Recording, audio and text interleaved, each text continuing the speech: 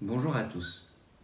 Depuis quelques mois maintenant, le Conseil de la jeunesse de Puteaux, composé de jeunes putéoliens âgés de 18 à 25 ans, a travaillé à renforcer les liens d'amitié qui nous unissent avec les villes jumelées à Puteaux. À l'occasion de la célébration des 70 ans de la déclaration de Robert Schuman, samedi 9 mai, qui est un acte fondateur de la construction européenne, nous avons demandé à Joe, de Puteaux, et à Dominique, d'Offenbach en Allemagne, de nous donner leurs impressions sur la période actuelle.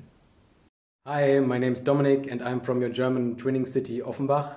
I was asked by your Council de Jeunesse to answer 5 questions about my own lockdown situation. So let's start with question number 1. During the lockdown, what motivates you the most? Definitely that is the communication with my family and friends, because family and friends make the world go round and life would be nothing without them. The second question is one thing that I'm thankful for during the lockdown. Clearly, there are all technical devices which allow me to communicate with my beloved ones. Question number 3. What is the first thing you will do when the lockdown is over? I think if we are allowed to meet in groups of 5 persons, I will have a barbecue outside with 4 of my friends just to have a nice evening with them. Question 4. What do you miss the most outside? I have to say there are 2 different kind of things. On one side, there are the sports I do normally, like competing at a badminton court or going to the gym. And on the other hand, I also miss the social events which normally take place in my hometown Offenbach. Last question. Have you started an activity that you would have never started without the situation? Yes, I started playing board games online with my friends. It's not the same like meeting them live in person and playing board games, but it makes the lockdown situation much easier to communicate and play with them online. Yeah, I hope you all stay safe and best wishes from Offenbach. Bye. Je souhaite citer cette phrase. L'Europe ne se fera pas d'un coup, ni dans une construction globale.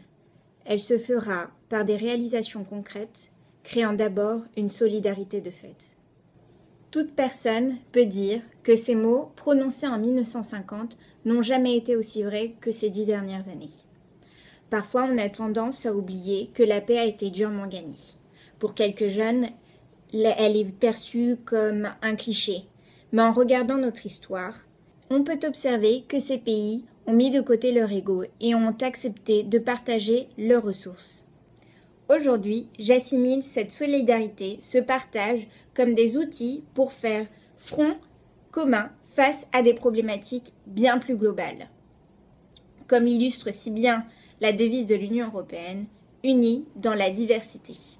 En effet, on dit souvent que l'Europe est éloignée de nos préoccupations quotidiennes, que c'est une machine bureaucratique froide, génératrice de normes invasives. Et pourtant, l'Europe des peuples a montré un visage humain et solidaire durant la crise sanitaire que nous traversons. Plusieurs pays frontaliers, comme l'Allemagne, ont accueilli des malades français pour soulager notre système hospitalier. Des réponses économiques ont été mises en place pour sauver nos entreprises. Air France et KLM, par exemple, auront le soutien des gouvernements français et néerlandais. Mais demain, nous devrons nous serrer les coudes entre pays européens, non seulement au niveau économique, mais également au niveau de l'enseignement supérieur ou de la culture.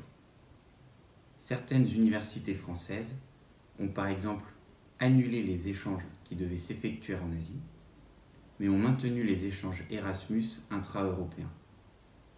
Cette nouvelle donne, subie, doit nous pousser à renforcer nos liens avec nos voisins. Et ici, à Puteaux, nous ferons tout ce que nous pourrons pour faire grandir encore nos liens de jumelage et d'amitié européens avec Braga au Portugal, Esch-sur-Alzette au Luxembourg, Mödling en Autriche, Offenbach en Allemagne, Opočno en République tchèque, Velletri en Italie et Zemun en Serbie. Et en attendant des jours meilleurs, le Conseil de la jeunesse de Puteaux et moi-même vous souhaitons la santé et beaucoup de courage en ces temps difficiles.